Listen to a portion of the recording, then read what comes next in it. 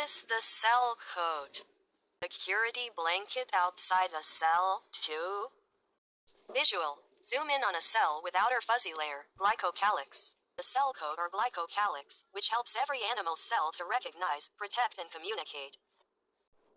It protects the cell from bacteria, forms connections with neighboring cells, and aids in recognition by the immune system.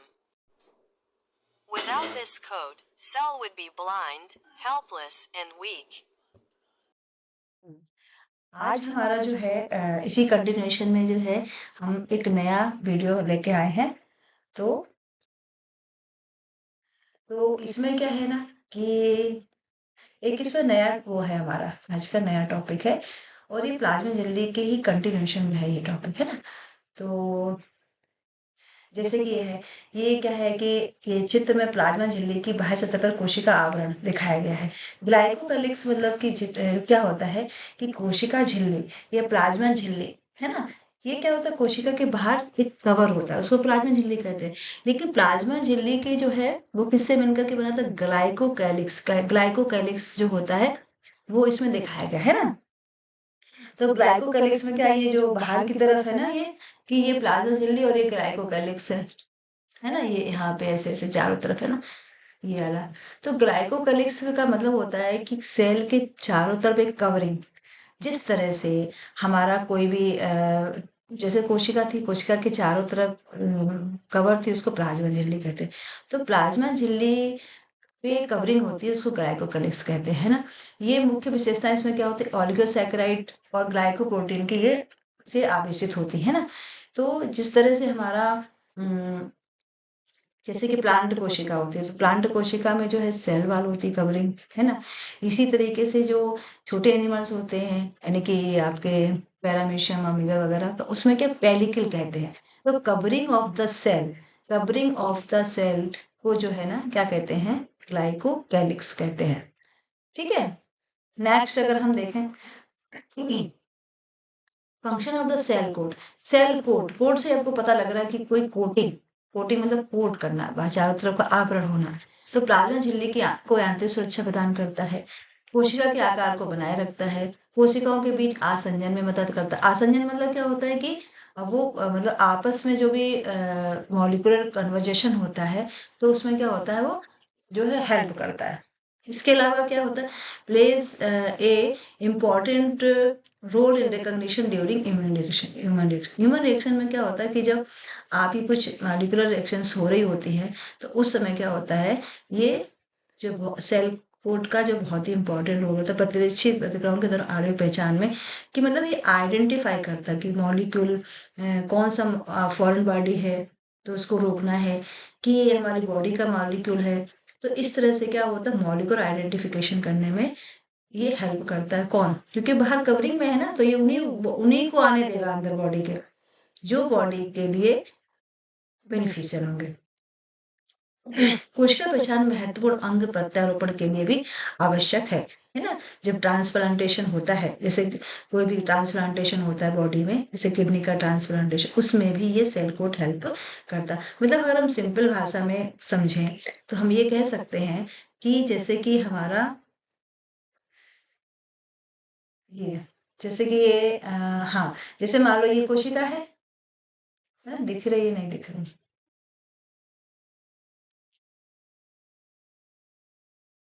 हम्म। तो ये जो है ये मतलब ये आपका कोशिका है, मान लो, है ना, ये कोशिका है। ठीक है। तो इस कोशिका के चारों तरफ थोड़ा सा अपन को ना इसमें वर्क करना पड़ेगा, स्प्रिंग में। तो ये जो है कोशिका है, और कोशिका के चारों ओर ये कवरिंग है ना। मोटा जो है ना दिखाएंगे, ये जो ये है सेल कोट अपना, इसको कहते हैं सेल कोट, जो हमने इन जिग जैग मैनर में दिखा रहे हैं ना, this is a cell coat, है ना। ठीक है।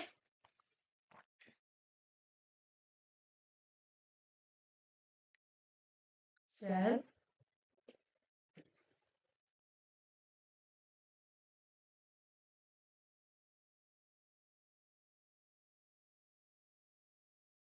ठीक है, ये ठीक है। अब क्या है, अब हम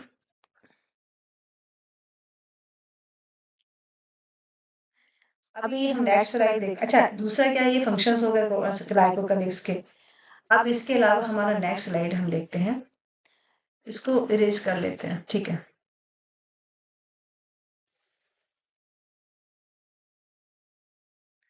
आरबीसी देखो, अब हमारा नेक्स्ट चीज हो गई कि प्लाज्मा मेम्ब्रेन घोस्ट।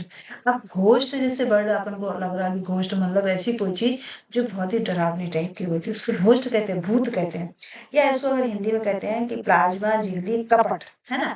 तो जब आरबीसी को हाइपोटोनिक घोल में रखा जाता है तो एंडोऑस्मोसिस के कारण पानी कोशिका में प्रवेश करता है और कोशिका फूल जाती है और फट जाती है, जिससे हीमोग्लोबिन निकलता है और इसे हीमोलिसिस कहते हैं। सेंट्रीफ्यूजेशन से बची प्लाज्मा झिल्ली को अलग कर दिया जाता है। इन खाली झिल्लियों को प्लाज्मा मेम्ब्रेन घोस्ट कहा जाता है। ये रंगहीन और पारदर्शी होती है। सबसे पहले 1925 में गार्डनर और एफ गैडल, आप इसको नोट्स को लिख भी सकते हैं, हिंदी वाले बच्चे हिंदी में लिख लें, इंग्लिश वाले स्टूडेंट्स इंग्लिश में लिख लें, है ना। ये बहुत इंपॉर्टेंट है, बहुत ही डिटेल हम बीएससी वाले बच्चों के लिए खासतौर से बना रहे हैं वीडियो, और आप इससे अपने नोट्स भी बना सकते हो, ठीक है। तो हमें क्या समझ में आया कि अगर हमने अपनी बॉडी की लाल रक्त कणिकाओं को, है ना, आरबीसी को ले लिया और हमने किसी में इसको किसी भी बर्तन में क्या लिया, एक घोल लिया, उसमें रख दिया आरबीसी को, तो आरबीसी क्या, अगर हाइपोटोनिक सोल्यूशन होगा, बाहर का पतला पानी है और आरबीसी का गाढ़ा पानी है ना। आरबीसी की ब्लड अंदर से जो है थोड़ा सा डेंस होती है, तो बाहर का पानी कोशिका के अंदर आ जाएगा। किसकी कोशिका के अंदर, लाल रक्त कणिकाओं के अंदर आ गया। अंदर आ गया तो पानी भर जाएगा कोशिका के अंदर। अब क्या होगा, जब ये भर जाएगा तो ये वष्ट कर जाएगा भाई, एक आयतन से बाहर कोई चीज अंदर आ जाएगी तो फूट जाएगी, फूलेगी कोशिका और फट जाएगी। तो फट जाएगी तो हीमोग्लोबिन, जो आरबीसी में क्या होता है, हीमोग्लोबिन पाया जाता है, हीमोग्लोबिन बाहर निकल आएगा, ठीक है। तो इस क्रिया को किसे क्या कहते हैं, हीमोलिसिस। हीमोलिसिस अगर एक क्वेश्चन में आ सकता है, ऑब्जेक्टिव क्वेश्चन में आ जाएगा कि हीमोलिसिस किसे कहते हैं। तो हीमोलिसिस मतलब हो गया कि जब हमारा जब कोशिका को आरबीसी का हीमोग्लोबिन बाहर निकल जाता है किसी भी हाइपोटोनिक सॉल्यूशन में रखने पे, किसी भी, तो क्या, किसी सॉल्यूशन में रखने से तो क्या होता है, वो उसको हीमोलिसिस कहते हैं। और जब क्या होता है, जो बची हुई चीजें आरबीसी में रहती हैं उनको क्या करा, वो एक तरह से कवरिंग है, कवरिंग में कुछ सामान सा बचा रहता है तो उसको कहते हैं घोस्ट, ठीक है। और ये रंगीन होता है, पारदर्शी होता है। सबसे पहले 1925 में गार्डनर ने एफ गडर द्वारा इसका वर्णन किया गया था। नेक्स्ट, ठीक है। अब हम आए फास्फोलिपिड, इसका इंग्लिश का ये है, हिंदी में भी इसका आगे देखते हैं, नेक्स्ट स्लाइड देखते हैं। देखो, अगर हम इसमें देखें कि लिपिड, देखो इंग्लिश वाले स्टूडेंट्स क्या है, इंग्लिश वाला अपना पढ़ लेंगे, और हिंदी वाले बच्चों को मैं हिंदी में बता देती हूँ यहाँ पे, तो वो इंग्लिश में लिखना चाहे इंग्लिश के नोट्स। कुछ बच्चे ऐसे होते हैं कि जो हिंदी, जो क्या नाम, इंग्लिश मीडियम के हिसाब से लिखते हैं, कुछ बच्चे हिंदी वाले तो हिंदी में लिख लें, है ना। इसमें आपको पूरा प्रॉपर समझा रहे हैं और बाकी आप इससे देख लो, बहुत ही लिमिटेड, बहुत परफेक्ट नोट्स है, आप इसको आराम से एज इट इज उतार लो। लिपिड, लिपिड प्लाज्मा झिल्ली का एक महत्वपूर्ण घटक है जो इसके शुष्क भार का लगभग 50 से 80% हिस्सा बनाते हैं, ठीक है। अब ये हो गया कि हम लिपिड के बारे में जान रहे हैं। अब इसी में प्लाज्मा झिल्ली क्या होती है, प्लाज्मा झिल्ली में एक हमने पहले बताया था क्या क्या पाया जाता है, प्रोटीन पाया जाता है और लिपिड पाया जाता है, उन्हीं से दोनों से प्लाज्मा झिल्ली बने। अब इनकी हम कॉन्स्टिट्यूशन की बात करते हैं, chemical composition of plasma membrane. हम जो भी अभी जो पढ़ रहे हैं ना, ये हम ये पढ़ रहे हैं कि इसका जो है केमिकल, कि प्लाज्मा मेम्ब्रेन जो लिपिड पाई जाती है तो वो कैसी दिखती है, वो क्या उसका कॉन्स्टिट्यूशन होता है, इसके बारे में हम जानते हैं। तो अगर हम देखें तो प्लाज्मा झिल्ली एक महत्वपूर्ण घटक है और इसके शुष्क भार का 50 से 80% हिस्सा बनाती है। प्लाज्मा झिल्ली का 50 to 80% क्या पाई जाती है, इसमें लिपिड पाई जाती है। विभिन्न प्रकार के इसमें लिपिड पाए जाते हैं। पहला लिपिड क्या है, फास्फोलिपिड। क्या है पहले लिपिड, फास्ट। ये झिल्ली लिपिड का प्रमुख वर्ग है, सबसे ज्यादा जो है ना, अगर कोई इंपॉर्टेंट लिपिड है तो उसको कहते हैं फास्फोलिपिड।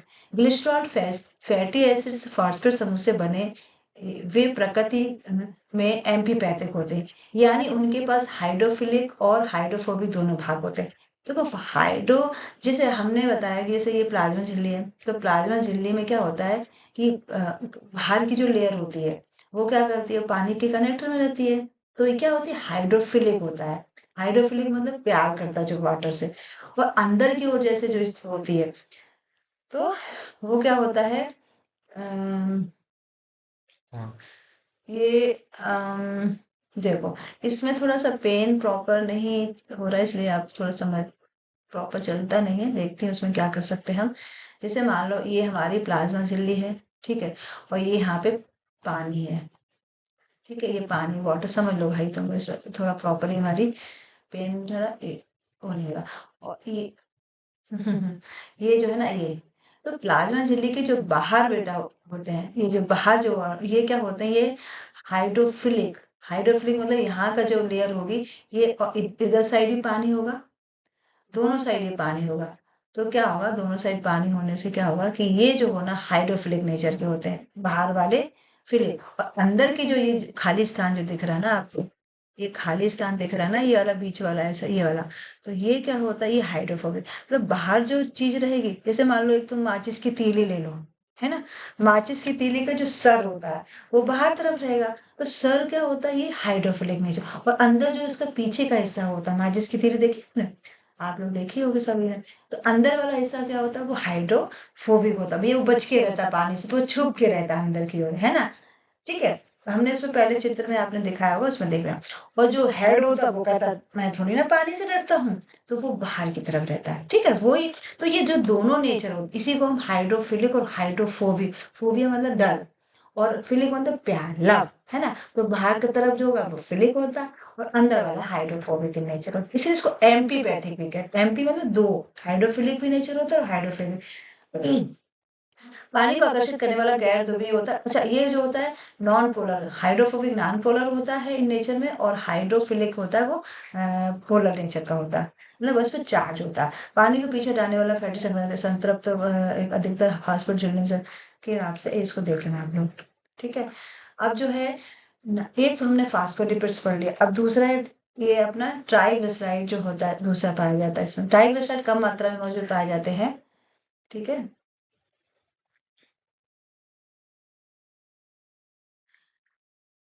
इसको इरेज करना पड़ेगा, इसको लाइट लास्ट स्लाइड को इरेज करते हैं, नहीं तो फिर वो लास्ट पिछली लाइट स्लाइड लेते हैं, इसको जो है ना इरेजर कर हटा देते हैं, तो बाद में आ जाएगा।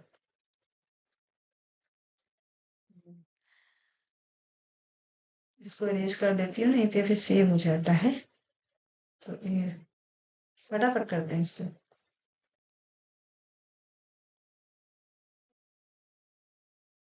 चलो ये वो वाला लेते हैं ना, उसको करते हैं, इससे करते हैं। अच्छा ठीक है, नेक्स्ट स्लाइड लेते हैं, ये बाद में कर लेते हैं हम, है ना। चलो ये बाद में भी हो जाएगा। मात्रा मौजूद होते, एक ग्लिसरॉल और 3 फैटी एसिड से बने होते, बड़े पैमाने पर गैर ध्रुवीय झिल्ली में आम नहीं होते हैं। फिर स्पिंगोलिपिड्स, देखो स्पिंगोलिपिड्स यहाँ पे अपन को, ये देखो BAC नंबर का है, देखो ये हमने थोड़ा सा यहाँ पे आपको यहाँ पे जो है ना नेक्स्ट वाला था, तो यहाँ पे हमको एंटर करके आप देख लेना इसको, नहीं तो एंटर में करना चाहिए था। स्पिंगोलिपिड्स, स्पिंगोलिपिड्स से सी है, सी यहाँ पे आएगा, सी स्फिंगोलिपिड्स, बी ट्राइग्लिसराइड। तो स्फिंगोलिपिड्स भी ग्लिसरॉल के बजाय स्फिंगोसिन होते हैं, एक प्रकार के सेरामाइड होते हैं जिसमें स्फिंगोसिन से जुड़ा एक फैटी एसिड्स होता है। स्फिंग यानी कि ट्राइग्लिसराइड, स्फिंगोलिपिड्स और आपका फास्फोलिपिड, ये 3 प्रकार के लिपिड्स जो होते हैं, 3 प्रकार के लिपिड्स होते हैं। कौन कौन से, फास्फोलिपिड्स हो गया, दूसरा ट्राइग्लिसराइड हो गया, और तीसरा सी नंबर का क्या है, स्फिंगोलिपिड्स, है ना। तो ये सब से मिलकर के बना होता है। जिस लड़के में स्फिंगोसिन होते हैं, एक उपकार सेरामाइड स्फिंगोसिन से जुड़ा है, एक फैटी एसिड होता है स्फिंगोसिन से, टर्मिनल अल्कोहल समूह कोलिन जैसे फास्फेट युक्त समूहों से जुड़ करके स्फिंगोमाइलिन बनाते हैं। फिर डी नंबर पे आता है ग्लाइकोलिपिड्स। ये ग्लाइकोलिपिड्स भी, ये लिपिड्स के टाइप है ना, glycolipids, sphingolipids, triglyceride and phospholipids, ये सारे आपको इसमें लिखना है जब आपको क्वेश्चन में। कार्बोहाइड्रेट समूह से जुड़े लिपिड होते हैं, इनको ग्लाइकोलिपिड्स कहते हैं। कोशिका पहचान में महत्वपूर्ण शहरी साइड से गैंग्लियोसाइड शामिल ज्यादातर तंत्रिका कोशिका झिल्लियों में पाए जाते हैं। नेक्स्ट, ठीक है, फास्फोलिपिड देखो, ये जो है ना, ये हमने ऑलरेडी बताया था आपको कि जैसे कि आपका ये ये जैसे ये जैसे देखो, ये मैं बताया ना हाइड्रोफेबिक, माचिस की तीली ऐसा बता रहा है, तो ये हाइड्रोफिलिक हेड हो गया, तो ये हो गया हेड, और ये पीछे का हिस्सा माचिस की तीली का, ये जो नीचे का दिख रहा है जिग जग जग, तो ये क्या होता है, हाइड्रोफोबिक इन नेचर हो गया, ऊपर का हाइड्रोफिलिक। ये मेरा फॉस्फोलिपिड है। इतना तुम लोग एग्जाम में बना दोगे ना चित्र, बढ़िया नंबर आ जाएंगे आप लोगों के। नेक्स्ट, फिर है सेरामाइड्स, है ना? इसी तरीके से इसी कंटिन्यूएशन में लिपिड्स के टाइप में एक नेक्स्ट होता है, वो सेरामाइड्स भी आता है। तो सेरामाइड क्या होता है? ये जटिल लिपिड होते हैं जिनमें स्फिंगोसिन एक लंबी श्रृंखला वाले होता है, जो एमाइड लिंकेज के माध्यम से फैटी एसिड से जुड़ा होता है। तो ये कई महत्वपूर्ण स्फिंगोलिपिड्स के लिए बुनियादी बिल्डिंग ब्लॉक के रूप में कार्य करते हैं। स्फिंगोमाइसिन सेरामाइड प्लस ये सब सेरामाइड बनाता है। मतलब ये एक कॉन्स्टिट्यूशन है सेरामाइड से। बहुत ही वो नहीं, लेकिन आप अगर उसको लिख दोगे तो बहुत अच्छे नंबर पाओगे, कॉन्फिडेंटली मैं बोल रही हूँ। ठीक है, जो बच्चे लिखना चाहे वो लिख दें, नहीं तो आप इसको कोलेस्ट्रॉल तो आपको पता है, कोलेस्ट्रॉल तो भाई बहुत इंपॉर्टेंट चीज है, तो इसको हम स्किप नहीं कर सकते हैं। तो कोलेस्ट्रॉल क्या है? कोलेस्ट्रॉल एक प्रकार का स्टेरॉइड है। कोलेस्ट्रॉल एक प्रकार का स्टेरॉइड है, स्टेरॉइड का एक उपसमूह है। क्या? स्टेरॉइड। पशु कोशिकाओं में कोलेस्ट्रॉल प्लाज्मा झिल्ली के कुल लिपिड सामग्री का 50% बनाता है। यानी कि जो जो एनिमल सेल में क्या होता है, एनिमल सेल में कोलेस्ट्रॉल जो है प्लाज्मा झिल्ली का 50% पार्ट बनाता है। यही झिल्ली बाइलेयर में फास्फोलिपिड के बीच फिट रहता है, तरलता और स्थिरता दोनों को प्रभावित करता है। भाई इसमें पाया जाता है, भाई अगर लिपिड पाई जाती है, लिपिड प्लाज्मा झिल्ली में अगर जो फ्लूइडिटी होती है, मतलब लचीलापन जो प्लाज्मा झिल्ली में होता है, वो इस पे लिपिड्स की वजह से होता है। 50% लिपिड्स प्लाज्मा झिल्ली में पाया जाता है। ठीक है। हाइड्रोफिलिक पानी को आकर्षित करने हाइड्रोक्सी समूह वो उन्मुख करता है। हाइड्रोफोबिक मतलब पानी को पीछे हटाने वाला। लाल रक्त कोशिकाओं में कोलेस्ट्रॉल प्रचुर मात्रा में पाया जाता है। जो आरबीसी में पता है कोलेस्ट्रॉल बहुत ज्यादा मात्रा में पाया जाता है और झिल्ली की संरचना को बनाए रखने में हेल्प करता है। ठीक है। Function of lipid centre. अब हम देखो आगे कि हमने क्या पढ़ा कि प्लाज्मा झिल्ली में ऑलरेडी पहले पढ़ चुके थे। तो प्लाज्मा झिल्ली में एक होता है सब्सटेंस लिपिड। तो वो हमने लिपिड में पढ़ा। लिपिड क्या होता है? लिपिड हमने कई प्रकार के पढ़े थे, जैसे कि कोलेस्ट्रॉल है, इसके अलावा जो स्पिंगोमाइलिन है, फिर इस पे स्पिंजोलिपिड्स है, फिर फास्फोलिपिड्स है, सेरामाइड्स, ये सारे लिपिड्स जो है ना टाइप ऑफ लिपिड्स है जो प्लाज्मा झिल्ली। अच्छा आप ये बताओ, अब इसमें हम फंक्शन क्या होते हैं? भाई हम ये चीजें हैं अगर, तो ये क्या करते हैं? लिपिड क्या काम करते हैं प्लाज्मा झिल्ली में? तो हम इनको समझ लेते हैं। तो क्या है? लिपिड झिल्ली की संरचनात्मक रीढ़ बनाती है। अगर मान लो लिपिड प्लाज्मा झिल्ली में नहीं बनाए, तो जो एक लेयर उसका जो स्ट्रक्चर बनता है, स्टेट रहती है, वो नहीं हो पाएगा। लिपिड पदार्थों के माल को नियंत्रित करने वाले अवरोध के रूप में कार्य करता है। भाई प्लाज्मा झिल्ली जो डिसाइड करती है ना, देखो प्लाज्मा झिल्ली एक तरह से क्या होती है, हमारे जैसे हमारा जो घर होता है, हमारे घर में एक या हमारी जिस कॉलोनी होती है, वो चौकीदार की तरह कार्य करता है प्लाज्मा झिल्ली, कि भाई किसको अंदर आना है, किसको अंदर नहीं आना। अब मान लो मेरा घर होता है, हम घर में जब गेट पे जाते हैं, कोई वहां बेल बजाता है, तो हम क्या देखते हैं कि जो व्यक्ति अंदर आ सकता है उसी को तो हम अंदर कमरे में आने के लिए बोलते हैं, अपने अंदर घर में। हर एक को तो नहीं अंदर बैठा लेते। उसी तरीके से प्लाज्मा झिल्ली क्या कार्य करती है कि भाई कुछ जो जरूरी लोग होते हैं, जो इम्पोर्टेंट लोग होते हैं, जो जान पहचान के लोग होते हैं, उन्हीं को अंदर उसी तरह प्लाज्मा झिल्ली भी एक तरलता लचीला असंतृप्त फैटी एसिड की पूंजीगत झिल्ली तरलता बनाए रखती है, जो इसके लचीलेपन के लिए महत्वपूर्ण है। फिर लिपिड झिल्ली को तनाव के तहत झुकने आकार बदलने की अनुमति देता है। लिपिड जलीय वातावरण में मिसेल मिसेल क्या होता है? मिसेल मतलब होता है कि जैसे कि जब पानी में अणु रहते हैं ना, ये प्लाज्मा, तो ये एक तरह से एक सर्कुलर स्ट्रक्चर बना लेते हैं सारे, ये क्या, ये जो होते हैं ना लिपिड मिलकर के, सारे लिपिड्स मिलकर के एक जैसे उसी तरीके से समझ लो, जैसे पानी है, पानी में एक गुब्बारा बन जाता है ना, जैसे कि पानी है, उसमें अगर पानी में अगर हम सर्फ डालते हैं, तो वो एक तरह से एक जगह इकट्ठा के फूल जाता है। वो इससे जस्ट लाइक ए मिसेल एक राउंड स्ट्रक्चर होता है। और हम आगे इसको डिटेल में बता देंगे। फिर है पुटिका गठन, शिस्ट का निर्माण होता है। लिपिड पुटिकाओं को बनाने में मदद करते हैं, जैसे लिपोसोम अनुसंधान दवा वितरण उपयोग के काम आता है। कृत्रिम पुटिकाएं भी होती, काली झिल्ली झिल्ली अध्ययन के लिए उपयोग की जाती है। फिर इस लिपिड पुटिकाएं प्रोटीन डाल सकती हैं या शरीर या विशिष्ट कोशिकाओं के लिए डीएनए पहुंचा सकती है। ये आप इसको पढ़ लेना, इसको लिखना चाहे लिख दें, नहीं तो आप। नेक्स्ट हमारा ये है कि हम जब भी कोई कार्य करते हैं तो हम स्टूडेंट्स को हमेशा एक हमें मोटिवेशन हमेशा रहना चाहिए, मोटिवेट रहना चाहिए। तो ये आज का हमारा जो है मोटिवेशन जो विचार है वो है, जो छात्र समय की कद्र करता है, सफलता खुद उसका स्वागत करती है। Thank you.